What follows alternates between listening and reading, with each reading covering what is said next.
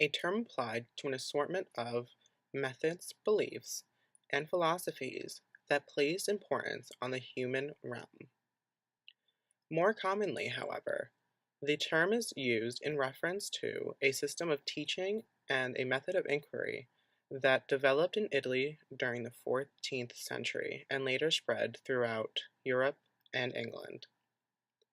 Humanism is very broad and influential, which are two main reasons why the Italian Renaissance is viewed as a distinct historical period. Humanism took its own philosophical foundations from earlier times and, moreover, continued to exert some of its power long after the end of the Renaissance.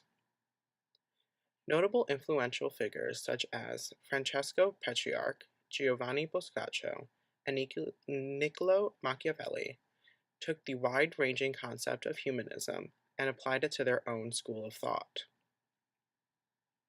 Francesco Petrarch, the recognized founder of the humanistic movement, sensationalized his feeling of intimacy with classic philosophers by writing letters to notable historical figures such as St. Augustine and Aristotle.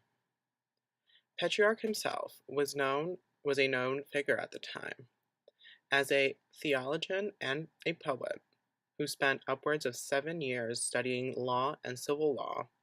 His influence on the public could not go unnoticed. It was, however, as a philosophical figure that Petrarch wielded his greatest influence on the history of humanism.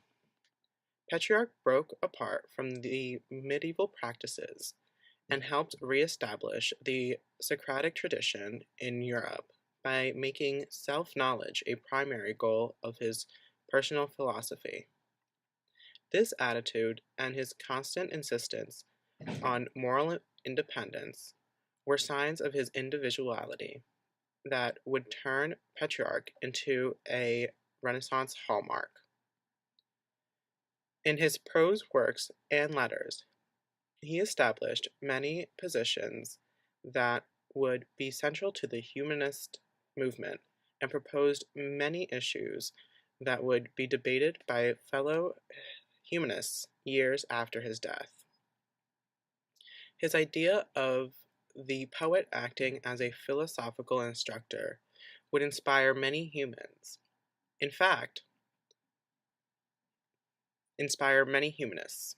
In fact, the Petrarch candid investigation of his own doubts and intentions was created from the same impulse that led Giovanni Boccaccio in the Decameron to conduct an encyclopedic survey of human vices and disorders.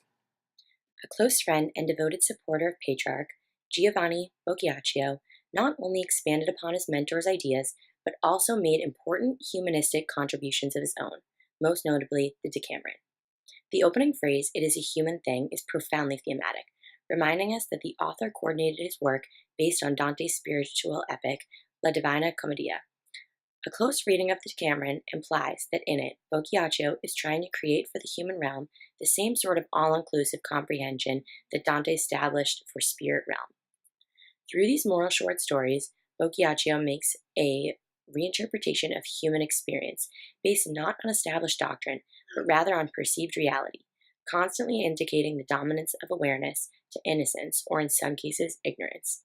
He calls for a moral organization built justly and steadily on the potentialities of human nature.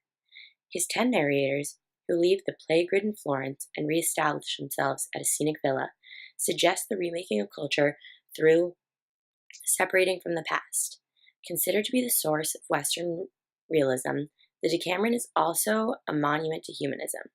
Though it makes little reference to classical thoughts from previous scholars, Boccaccio's Decameron contains a concept that was even more basic to the humanistic movement, an emphasis on the human capacity for self-knowledge and renewal. Niccolò Machiavelli's term, humanità, which translates to humanity, means more than kind-heartedness. The direct translation of the Latin, humanitas, the word that humanism stems from. Humanita is rejoined to integrity, virtue, discipline, control for the public good, and love of truth.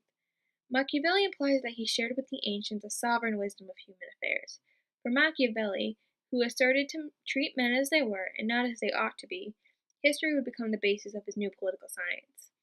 Like other early humanists, he believed in the significance of historical studies. He performed a notable humanistic task by creating the first vernacular imitation of a Roman comedy, La Mandragola. The characters in the story each succumb to moral temptations throughout. His reminders of human weakness in the characters suggest other humanists, such as Boccaccio, influenced him, and like Boccaccio, he used these reminders less as a satire and more as practical gauges of human nature.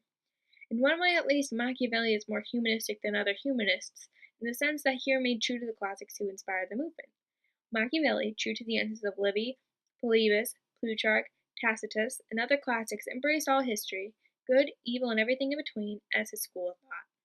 Like earlier humanists, Machiavelli saw history as a source of power, but he neither saw history nor power within a moral context.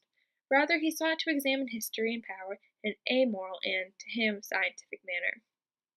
He examined human events as distinct experiences that had to be measured and understood before they could be explained and calculated. To this degree, his work was firmly based in humanistic ideals.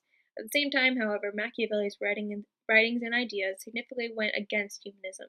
By laying the basics of modern social science, he created a branch of learning that, while true to humanistic mythology, had not the smallest respect for humanistic morality. In doing so, he brought to the surface a flaw that had been unspoken in humanism all along: the contradiction between critical objectivity and moral teaching. This it is hard to say Machiavelli is a humanist in the modern sense, but he definitely had been influenced by the thoughts and teaching of the movement. Humanism established the environment and provided a solid medium for modern thought. Impressive development in a variety of intellectual fields, such as religion, social science, literature, philosophy, all had their basis in humanism. Machiavelli, Boccaccio, and Petrarch are examples of how prominent figures in each respective intellectual field applied humanistic ideas into their school of thought. Through their contributions to the Renaissance era, it's clear that humanistic principles had influenced the great thinkers of the time.